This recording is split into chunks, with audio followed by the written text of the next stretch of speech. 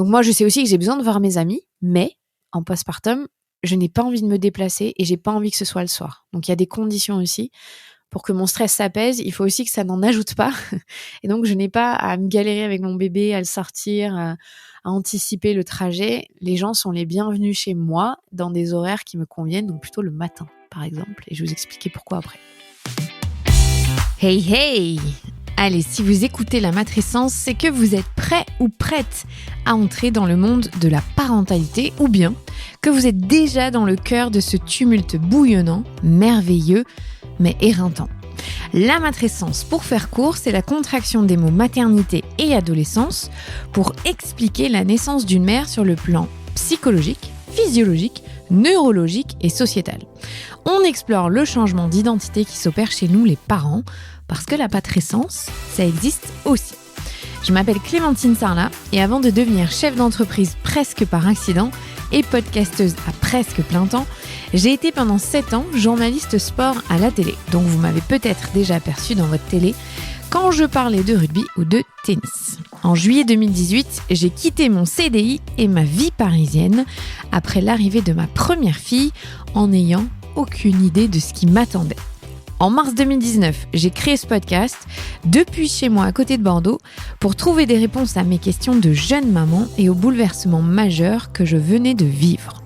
3 enfants rapprochés plus tard, ce podcast, La Matrescence, se développe pour vous accompagner, vous faire rire, vous faire pleurer un peu, mais surtout pour vous faire découvrir de nouveaux horizons en tant que parent. Rien n'est laissé de côté, je vous le promets.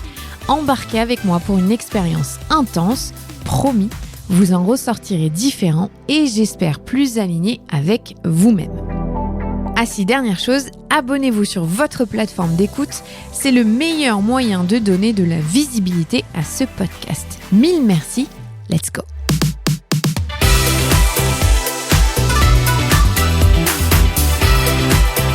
Aujourd'hui, on va parler postpartum. Et pour vous accompagner dans cet épisode, nous vous avons concocté un petit guide avec Morgane qui a été corrigé par une partie de la team Patreon. Un grand merci à elles. Elles ont apporté leurs idées, leurs corrections. Donc c'est un guide en 4 points qui suit évidemment les 4 conseils à mettre en place pour plus de sérénité dans ce postpartum. Vous pouvez le télécharger, le lien est dans les notes de l'épisode. Surtout, n'hésitez pas à le faire et à en parler autour de vous. Alors, dans quelques jours, ma dernière fille June aura 2 ans et c'est fou, on va pas se mentir. Comment avec un 3e enfant, le temps défile bien plus vite. En février 2022, donc, j'ai vécu mon dernier postpartum et je voulais vous partager les 4 points clés que j'ai identifiés pour vous aider à vivre cette transition au mieux. Alors avec le recul de mes propres expériences, oui c'est sûr, mais surtout avec toutes mes recherches, toutes les interviews et les lectures que j'ai pu faire, moi j'ai pu dégager plusieurs points indispensables pour vivre un postpartum de manière préparée.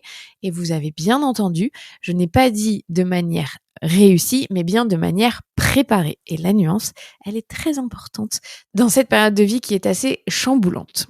La première fois que j'ai été confrontée au postpartum, c'était en septembre 2017 et je prenais la claque de ma vie. Nous sommes nombreuses à avoir découvert au moment de donner la vie que l'accouchement n'était peut-être pas l'étape la plus difficile de la parentalité, mais que l'après réservait un grand lot de surprises plus ou moins tues. En 2017, MeToo venait juste de passer par là et la parole des femmes, de manière générale, de manière globale, commençait doucement à trouver un écho important sur les réseaux sociaux. Si les violences faites aux femmes occupaient une grande partie de l'espace médiatique au moment de l'explosion MeToo, et c'était bien normal d'ailleurs, le sujet du postpartum restait encore bien trop largement sous-traité.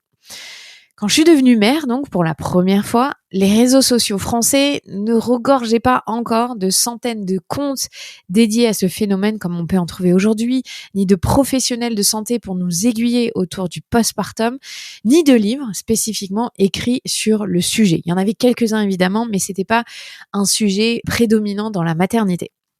Ce qui veut dire que je suis peu informée sur ce qui va m'arriver une fois mon bébé dans les bras en septembre 2017. Peu informée parce que je me suis peut-être pas assez enseigné, ça c'est vrai. Il y a des informations, mais je veux dire aujourd'hui, il y a une globalité sur les réseaux sociaux. On est quasiment 7 ans après, on n'est pas du tout dans le même niveau d'informations distribuées à la maman qui va devenir pour la première fois mère. Donc les semaines qui suivent la naissance de ma première fille Ella sont une succession de bonheur immense et intense, mais aussi de grands désespoirs face à toutes ces nouveautés auxquelles je ne suis absolument pas préparée. Moi, je vous passe tous les détails médicaux, que ça concerne le bébé ou vous, votre retour à la normalité, ce qu'on appelle le retour de couche, entre votre ventre, vos règles ou pas, l'allaitement, tout ça. On n'est pas vraiment sur un aspect médical. Il y a des gens très bien formés qui le font, de nombreux ouvrages aussi qui l'abordent. Moi, j'avais plus envie de m'attarder sur la préparation qu'on peut mettre en place pour amorcer avec plus de douceur cette transition de vie, donc vraiment plus sur le côté organisationnel. Alors, la première erreur que nous, on a commise en tant que futurs parents, c'est de ne pas parler du tout de l'après-accouchement dans notre couple, dans notre famille déjà. On n'avait rien anticipé. Ça me fait rire maintenant, 7 ans après, de me dire qu'on n'avait vraiment rien anticipé. Donc j'étais un peu dans cette illusion naïve qu'un bébé, c'est comme une photo, vous savez, comme sur la photo, il y a des gens qui sont dessus avec leur petit bébé et que c'est aussi facile que mettre un enfant au monde, c'est pas un grand bouleversement et que de toute façon, moi, je vais m'en sortir. Lol. Oui, je dis lol. Parce que c'était une grande blague. Donc, ne faites pas comme nous et posez-vous plusieurs questions essentielles pour amorcer l'arrivée de votre bébé en étant un petit peu plus serein ou donc en ayant un projet en tête pour anticiper les problématiques à venir. J'enregistre cet épisode avec mon bébé, avec ma petite fille qui a la grippe. Donc, si vous l'entendez parler ou être pas très bien respirer, ne vous inquiétez pas, c'est normal. Il y a Jasmine qui est avec moi. Donc, déjà, je vous donne plusieurs exemples pour un projet de postpartum. Où dort le bébé ? Cododo, chambre à part, un parent se relaie une fois sur 2 la nuit dans une autre chambre. Si la maman allaite, est-ce que la maman dort avec le bébé et la conjointe ou le conjoint dort seul pour prendre le relais le lendemain matin? Ou alors est-ce que tout le monde dort ensemble? Bref, quelle est l'organisation autour du sommeil? Ensuite, deuxième point très important, la nuit, qui change les couches? Une nuit sur 2, avec le biberon par exemple, ou si c'est l'allaitement, est-ce que c'est toujours la mère? Ou dans ces cas-là, justement, est-ce que c'est le deuxième parent qui peut prendre le relais pendant la nuit pour les couches? Ou est-ce que c'est le deuxième parent qui prend le relais le lendemain matin quand la maman s'est beaucoup levée la nuit? Encore une fois, comment est-ce que vous gérez cette partie-là au niveau des soins du bébé ou de l'endormissement à nouveau du bébé? Est-ce qu'une fois que la maman a allaité ou donné le biberon, c'est le papa ou le deuxième parent qui s'en occupe? Bref, ça, c'est à vous de l'inventer. Dans le guide qu'on vous a préparé, tout ça est bien mis en page et facile à répondre comme question. Vous avez juste à cocher ou à écrire ce qui vous convient le mieux. Ça vous permet vraiment d'avoir une petite feuille de route et je vous assure que ça vous fera du bien une fois le bébé arrivé. Ensuite, comment est-ce qu'on fonctionne quand le deuxième parent retourne au travail? Vous le savez, maintenant, depuis 2021, le deuxième parent a le droit à 1 mois de congé paternité ou du deuxième parent, du coparent. Donc, on vous a fait un petit guide sur les 4 premières semaines de votre organisation. Il se passe quoi une fois que la maman se retrouve seule avec le bébé? Qui a la charge des tâches ménagères? Comment est-ce qu'on fait pour soulager la maman et faire en sorte qu'elle ne soit pas dans une solitude immense ou totale la journée une fois que le deuxième parent est reparti au travail? Voilà, ça, ce sont les prémices des questions de gestion de la pratique du quotidien. Vous savez aussi qu'il y a le télétravail aujourd'hui, si vous pouvez, en fonction de votre emploi, de votre travail, est-ce que vous pouvez utiliser cette option-là aussi pour être un tout petit peu plus présent et soulager la maman? Est-ce qu'il y a de la famille autour? Est-ce que il y a des solutions pour que cette solitude ne s'installe pas autour de la maman? Tant que le deuxième parent n'aura pas un congé à égalité, on sera malheureusement dans cette configuration-là où il faut faire très attention à la maman qui vient d'avoir un bébé et qui peut-être n'a pas envie de se retrouver seule, et ça peut se comprendre avec un nourrisson et qui a besoin d'adultes autour d'elle. Voilà.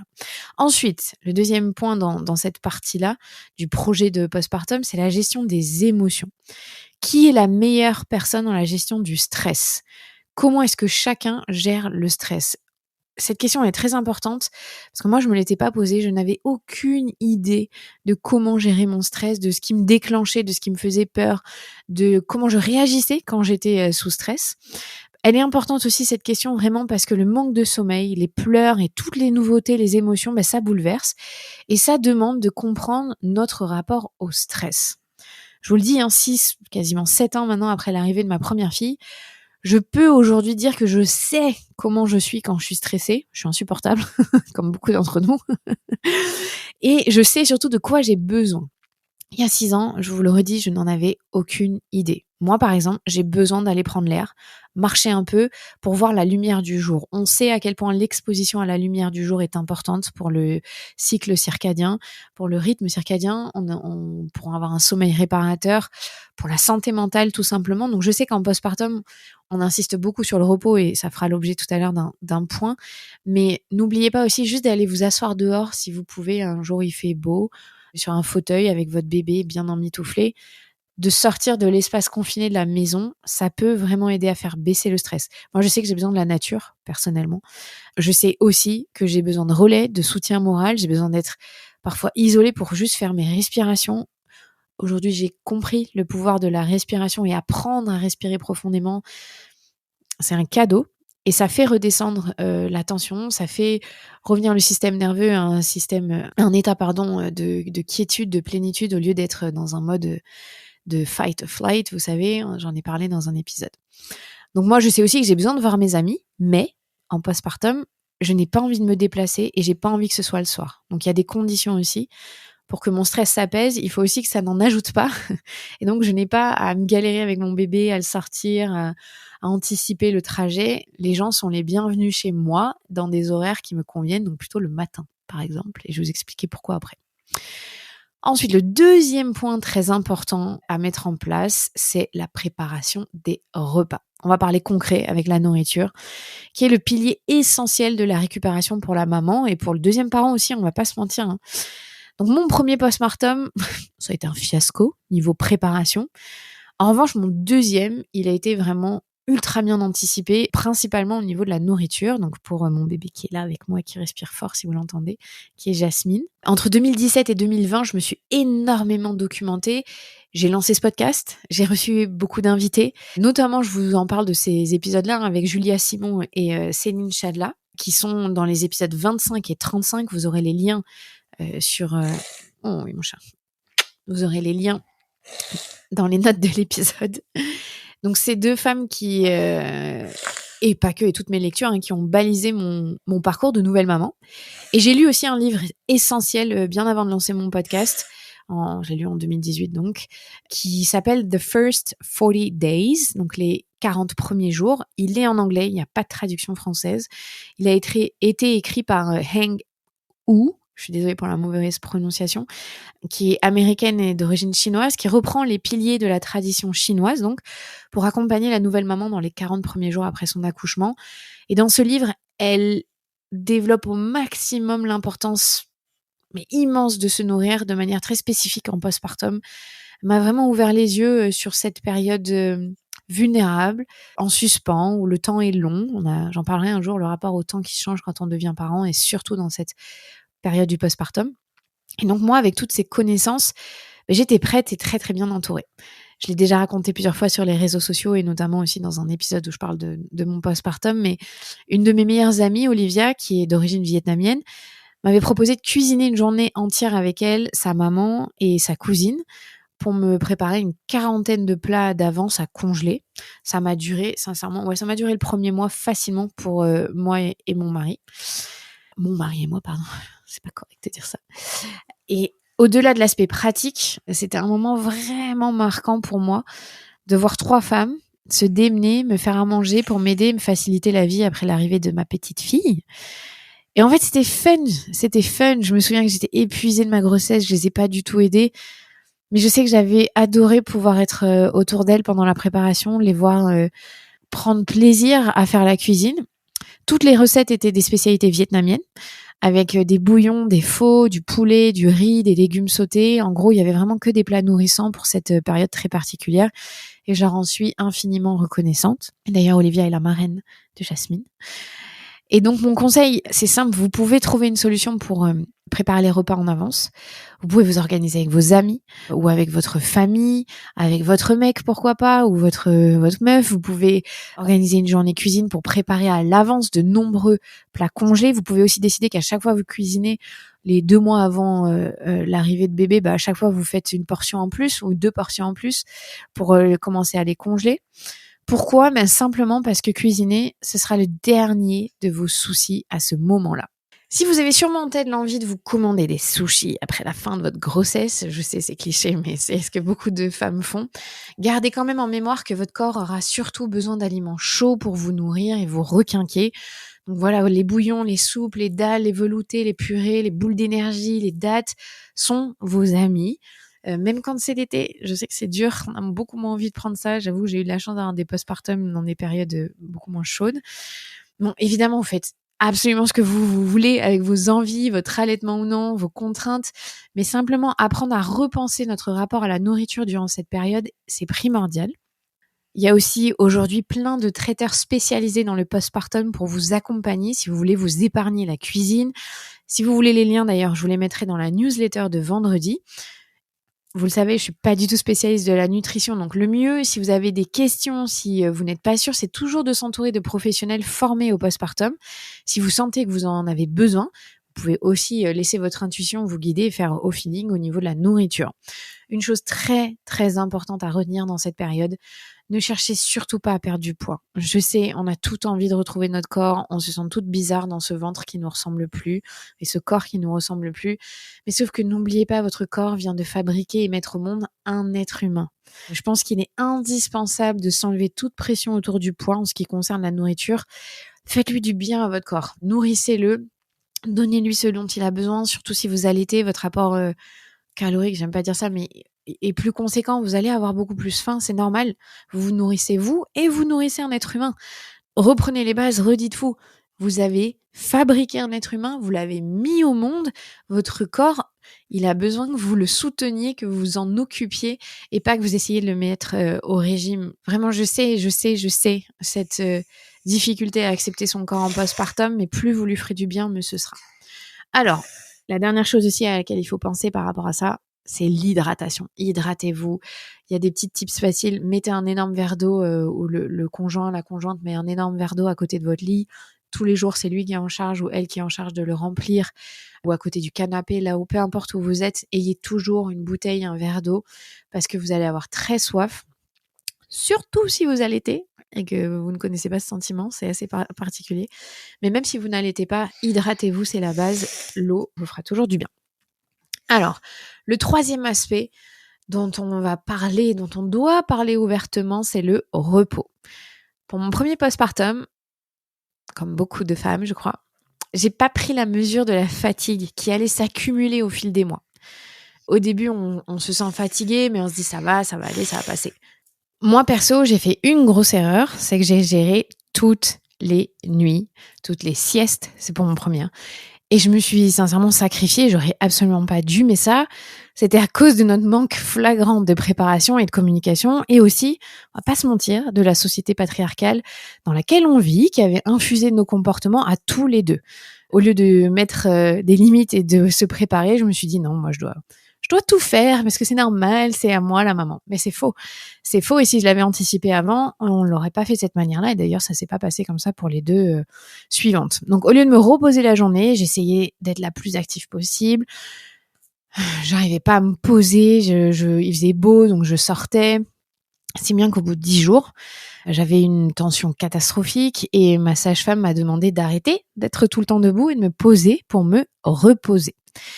Donc le mot repos, je crois que c'est un mot que je ne voulais pas comprendre. C'est très compliqué dans la transition de devenir mère, surtout quand on a été très active et qu'on avait une vie à 100 à l'heure avant de devenir parent et que d'un coup, non. Le temps est long, le temps est ralenti, le temps est dédié à cette période de récupération, à son bébé, à la création du lien. C'est pas évident d'arriver à ajuster cette période-là. Et pour le coup, je sais que si j'avais eu un guide comme celui qu'on vous propose, j'aurais pu me poser des questions différemment. Sûrement que ce guide, je l'aurais rempli complètement à l'inverse de ce qui se serait réellement passé. Je le raconte souvent, mais pour moi, c'était hors de question que mon bébé dorme avec moi. Le jour où elle est née, les 20 minutes après, j'ai dit, c'est jamais de la vie. Elle dort à plus de 3 centimètres de moi. Donc, voilà, on peut écrire des choses avant de devenir parent et qui changent après, mais au moins, ça initie des conversations et c'est tout le but de ce petit guide qu'on vous propose. Donc évidemment, j'étais épuisée après plusieurs semaines à vouloir faire comme si tout allait bien et que rien n'avait changé. Sauf que j'étais en hypervigilance, il y avait un petit baby clash latent qui arrivait à grands pas entre mon mari et moi, un stress immense de la reprise du travail. Donc j'ai vraiment traversé cette période du postpartum immédiat avec ma première fille comme j'ai pu, mais je le sais que j'ai pas bien géré. Si j'y repense maintenant, que je me suis mise dans des situations stressantes parce que je savais pas exprimer ce que je ressentais, parce que je comprenais pas ce qui m'arrivait et que je me serais évité beaucoup de situations compliquées si j'avais pris le temps, ne serait-ce que de m'interroger sur ce qu'est cette période après l'arrivée d'un bébé. Donc, le repos pour les 2 postpartum qui ont suivi ont été en revanche non négociables. C'est-à-dire que le matin, je pouvais pas continuer de dormir dans la matinée parce que j'avais mes autres filles. Donc, j'étais présente le matin pour soit ma grande, soit mes 2 grandes. Mais une fois qu'elles étaient parties à l'école ou à la crèche, je me posais sur le canapé, je regardais un programme feel good, je le dis, pas de documentaire dark ou de série télé flippante, angoissante, faites entrer l'accusé et tout, et compagnie sur les podcasts, ça, je vous vois, celles qui adorent ça. En postpartum, évitez, on est fragile, on veut s'éviter quand même d'infuser des idées noires dans une période qui est un petit peu instable. Donc, prenez le parti de regarder des choses qui vous font rire, qui vous mettent du baume au cœur, qui sont niais s'il faut, mais c'est pas grave. On a besoin de recevoir un petit peu, de continuer de recevoir de l'ocytocine et ça passe par aussi ce qu'on regarde. Parce qu'on le sait, ça imprègne notre cerveau, les images qu'on voit et les scénarios qui sont mis en avant. Et donc ça, c'était le matin, je faisais ça, toujours tranquille avec bébé sur moi, à regarder la télé, à me poser. S'il faisait beau, je pouvais un peu aller marcher et encore. Et ensuite, non négociable, ce que je disais, je montais à la sieste, quoi qu'il arrive, à 14h, volet fermé, pas de téléphone, et pendant 2 heures, je dormais avant que mes autres enfants ne reviennent ou que j'aille les chercher. Je faisais ça aussi parce que moi, les nuits étaient chaotiques. Il y a des parents qui ont beaucoup de chance, leurs bébés dorment très rapidement, font des nuits complètes ou se réveillent une fois de temps en temps. Voilà, moi, c'était des réveils parfois toutes les 30 minutes, parfois toutes les 2 heures pendant des mois. Donc, forcément, j'avais besoin de faire cette sieste. Mais vous n'êtes pas obligé de faire une sieste, mais simplement de marquer un temps calme comme on fait avec des enfants, où vous êtes tranquille, vous lisez un livre, vous avez votre bébé à côté de vous, si c'est possible, évidemment. Je sais, vous allez me le dire, ça dépend du bébé, ça dépend de plein de choses, c'est vrai. Mes filles ont toujours dormi sur moi les premières semaines, quasiment 10 semaines entières, elles dormaient la nuit sur moi et aussi pendant les siestes. Et j'avoue, elles faisaient des siestes de 2 heures sans problème quand elles étaient sur moi. En revanche, si j'étais pas présente physiquement, c'était une autre histoire. Je suis aussi passée par les siestes qui durent 40 minutes, voire moins, avec une de mes filles. Et là, c'était très complexe. Mais si c'est possible, si votre bébé arrive à lâcher prise et à dormir avec vous, profitez de ce moment. Profitez-en. Je sais que sur l'instant T, on se dit, c'est bon, je veux pas faire la sieste, on est agité, on n'aime pas ça. Mais en fait, vous vous faites du bien et vous vous permettez d'être posé avec votre bébé si ça vous dit. Pourquoi est-ce que je vous parle de sommeil ? Pourquoi c'est aussi important de trouver des temps de repos ? Parfois, c'est nécessaire de trouver un temps de repos sans bébé. Si vous avez la possibilité de le faire, que le papa qui est en télétravail ou le deuxième parent puisse prendre 1 heure, 2 heures sur sa pause déj et vous allez dormir toute seule, mais faites-le. Moi, j'avoue, j'aimais avoir mon bébé sur moi. Ça me détendait, je m'endormais beaucoup mieux en fait. Vous savez, c'est l'ocytocine, là, le peau à peau. Mais pourquoi donc je vous parle de sommeil ? Pourquoi c'est si important ? Parce que le manque de sommeil, si vous n'y avez jamais été confronté, je vous préviens, ça rend irritable, ça vous pousse dans des coins très sombres de votre esprit, ça vous empêche de discernement, de communication claire et apaisée, ça c'est sûr et certain. Quand je vous dis que moi je suis insupportable quand j'ai pas dormi, je suis la pire version de moi-même. Et ça peut aussi être le signe annonciateur de problèmes psychiques plus graves si vous n'arrivez pas à récupérer, à vous reposer. Ça peut devenir très vite un cercle vicieux. Je l'ai mentionné moi un peu plus haut, mais j'étais en hypervigilance dès l'arrivée de ma première fille. Alors, c'est assez normal l'hypervigilance, je vais vous en parler. Ça s'est stoppé au fur et à mesure, mais ça a repris quand mes 2 autres filles sont arrivées. Ça a continué de manière un peu plus intense tellement j'étais habituée à me réveiller tout le temps parce que j'avais eu un bébé, ma deuxième fille, qui dormait pas. Donc c'est quoi l'hypervigilance maternelle? Qu'on le distingue un peu, c'est assez normal dans les premiers jours de l'arrivée d'un bébé après un accouchement.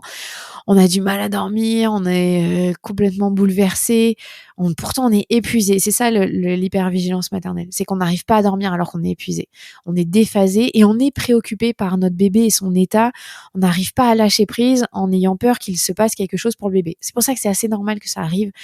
Dans les premiers jours, on vient d'avoir cet être humain qui débarque et on veut faire en sorte qu'il survive. Par contre, quand ça s'installe, c'est là où c'est problématique. Moins on dort, plus on angoisse et plus on est épuisé. Donc c'est un sacré cercle vicieux, comme je vous disais.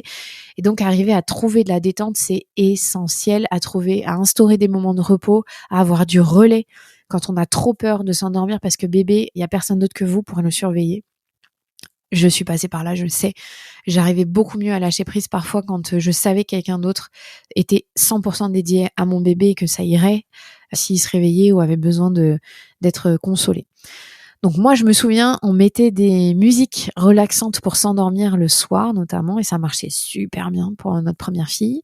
Donc à vous de trouver ce qui fonctionne. Et je le rappelle encore et encore, au moindre doute sur vos angoisses, le manque de sommeil, tout ça, n'hésitez pas à consulter un pro de santé, un ou une pro de santé. Il ou elle vous aiguillera, ils sont là pour ça. Et je vais en parler un tout petit peu plus en détail après dans l'épisode. Le repos donc en postpartum, ça passe aussi par la régulation des visites dès les premières semaines. La priorité, c'est vous et votre bébé, pas les desiderata de vos familles, de vos amis. Vous êtes le ou la chef d'orchestre de ce moment précieux et surtout donner une mission aux coparents, à lui de vous protéger de cette bulle. Si vous avez envie qu'il y ait du monde parce que vous aimez ça et vous avez besoin, très bien, c'est clair, c'est calé entre vous, c'est dealé, aucun souci. Si en revanche, avant d'avoir eu un bébé, vous ne vous rendiez pas compte de la fatigue que vous allez accumuler, de la peur aussi de la transmission des virus. On va pas se mentir, hein, vos bébés sont tout petits, ils sont fragiles. Reparlez-en avec vos conjoints ou votre conjointe de j'ai besoin d'être protégée et je ne veux pas être mise dans la position de celle qui doit dire stop, j'ai besoin de me reposer, je ne veux que personne vienne là. À votre coparent d'être le garant de cette bulle, de cette sécurité affective dont vous avez besoin, de ce repos. Moi, je vous le disais, j'aimais bien que des gens passent à la maison, mais à certains moments vraiment précis. Jamais le soir, et pourtant c'est arrivé une fois que des potes viennent le soir et j'avais pas envie qu'ils soient là, c'était horrible. Enfin, elles étaient dans une autre phase de leur vie, elles avaient pas d'enfants. Oh là là, j'étais en dépression, genre, c'est pas possible, elles vont partir. Dans ma tête, je savais, mais elles vont pas partir, mais je veux qu'elles partent, et j'arrivais pas à le dire. J'étais sur mon canapé avec mon bébé, j'étais éteinte, les pauvres, elles ont dû passer une soirée horrible, et moi aussi. Donc c'est pour ça que c'est important d'avoir ces notions-là, en fait. Et parfois, dans les premier jour, on est pompé up, on a du gaz et on fait venir du monde, ce qui m'est arrivé à moi. Et puis après, boum, le contre-coup. Donc vraiment doser et repenser à ces 4 premières semaines comme un moment à part, un moment suspendu. Personne ne va mourir parce qu'il ne voit pas votre bébé dans les 4 premières semaines. Et si ils n'arrivent pas à gérer cette frustration-là, c'est leur problème, c'est pas le vôtre. Donc prenez vraiment soin de baliser cette bulle et de décider pour vous ce qui est le mieux et ce qui correspond le mieux à vos envies, à vous. Vraiment, vraiment, vous, je vous le rappelle, c'est vous, le ou la chef d'orchestre de ce moment qui est précieux. Donc, je vous rappelle, le premier point, préparer un projet de postpartum avec vraiment les détails d'organisation qui sont précis pour pas vous sentir démuni et que toute la charge retombe sur une personne. Spoiler alerte, ça revient souvent sur la maman, puisque c'est elle qui a un congé qui est beaucoup plus long. Donc, attention à ça, vigilance, préparez-le. Deuxième point, la nourriture.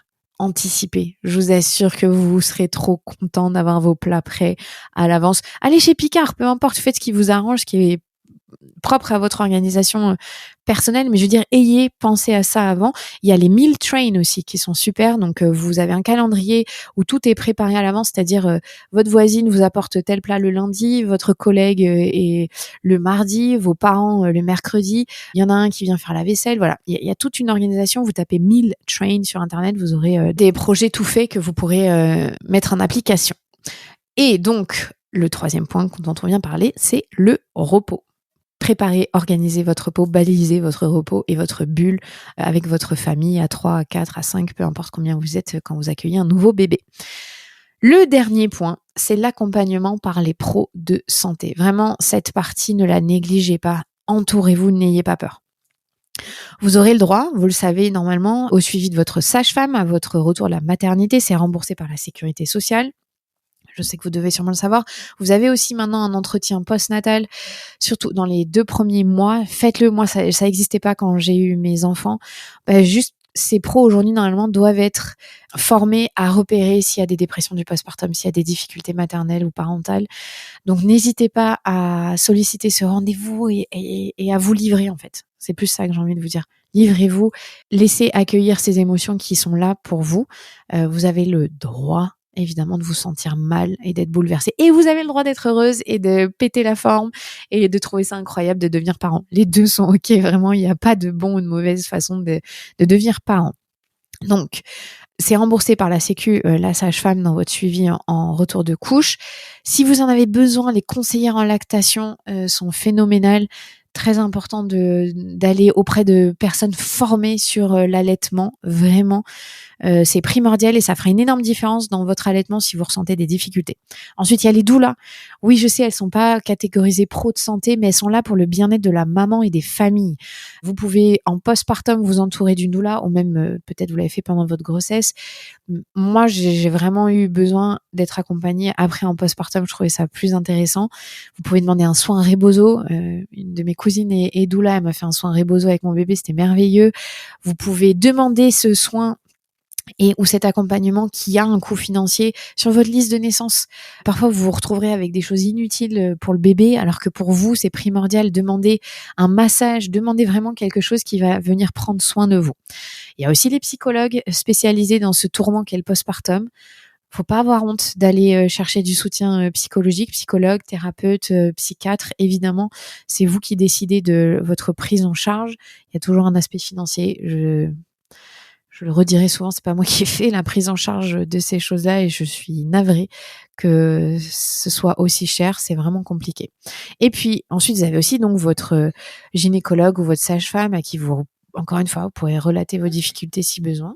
Le point essentiel, ne restez pas seul si vous sentez qu'il y a un problème, quel qu'il soit. Il y a des associations. Je pense à Maman Blues, si vous avez eu un préma, SOS Préma, parce que oui, le postpartum avec la prématurité, il se vit encore plus différemment. Donc c'est pour ça que je vous dis que ce guide qu'on vous a concocté, il n'est pas gravé dans le marbre parce que beaucoup de choses peuvent arriver et changer la donne, mais c'est pas grave, c'est l'intention qu'il y a derrière qui engage des discussions au sein du couple et de la famille. Ma dernière pensée, faites-vous masser, chouchouter, profitez de votre bébé, vous devez être la reine, le roi de ce moment. Le postpartum, ça peut être très beau et doux. Moi, je le dis, avec Jasmine, ça a été très beau et doux. J'étais shootée à l'ocytocine, c'était incroyable pendant les 8 premières semaines, vraiment. Mais j'étais sur une autre planète, alors que ça n'avait pas été le cas pour ma première. Ça a été plus dur pour ma troisième parce que j'enchaînais 2 bébés à 17 mois d'écart et j'étais déphasée. Mais j'avais mis en place des choses pour le vivre quand même de manière hyper sereine. Avec elle, c'était merveilleux. Mais j'étais fatiguée, très, très, très fatiguée. Mais ça, c'est l'accumulation de postpartum qui fait ça. La solitude, on va pas se mentir, c'est l'ennemi de cette période de vulnérabilité. Donc, soyez entourés des bonnes personnes, même si c'est juste par téléphone, par texto. Et rappelez-vous, tout passe, tout est une phase. Je crois que c'est très important d'avoir ce mantra en tête. Les difficultés, elles vont pas rester pour toute la vie. Il y aura un moment où ça sera plus simple. Il y aura un moment où vous dormirez à nouveau de manière plus sereine. D'avoir cette idée en tête qu'il y a une fin à cette période, ça permet d'en profiter différemment. Parce que ça peut aussi être un moment magique, mais je sais que c'est propre à chacun et à chacune d'être là-dedans. Et puis si vous pouvez, si vous avez une copine qui a accouché quasiment en même temps, ou vous rencontrez quelqu'un, moi j'avais rencontré des femmes j'allais au massage bébé avec ma sage-femme, donc du coup j'étais avec des femmes qui avaient exactement des bébés du même âge que les miennes. Ça permet d'être en phase avec des gens qui vivent au jour le jour la même chose sur les poussées de croissance, sur les difficultés liées au développement de votre bébé. Voilà, je vous le rappelle, on vous a préparé un super guide qui est gratuit, qui récapitule les grandes idées que vous pouvez télécharger, imprimer. Ça vous matérialise les étapes à ne pas négliger pour accueillir votre bébé. Et encore une fois, pas pour le vivre de manière réussie ce postpartum, mais de manière préparée et sereine. Et de vous éviter quelques désillusions que j'ai pu vivre. C'est comme ça qu'on apprend. Mais si je peux vous éviter un peu ces phases de difficulté, c'est quand même plus sympa. Merci d'avoir pris le temps d'écouter. Faites passer cet épisode aux futures mamans, aux futurs parents que vous connaissez. Et puis, prenez soin de vous. Je le dis avec beaucoup de bienveillance. Prenez soin de vous. Vous venez d'écouter un nouvel épisode de la Matrescence. Merci infiniment pour votre soutien. Si vous voulez découvrir de nouvelles pépites, n'hésitez pas à aller sur le site www.lamatrescence.fr. Vous pouvez également vous abonner à la newsletter qui sort tous les vendredis. Rendez-vous également sur le site pour pouvoir vous inscrire. Ensuite, vous devez vous abonner sur votre plateforme d'écoute pour pouvoir recevoir les notifications. C'est ce qui fait grandir ce podcast. Merci infiniment et continuez de partager ce savoir autour de vous. Je sais que c'est comme ça que beaucoup des auditrices et des auditeurs ont découvert ce podcast. Alors un grand merci. Prenez soin de vous. À la semaine prochaine.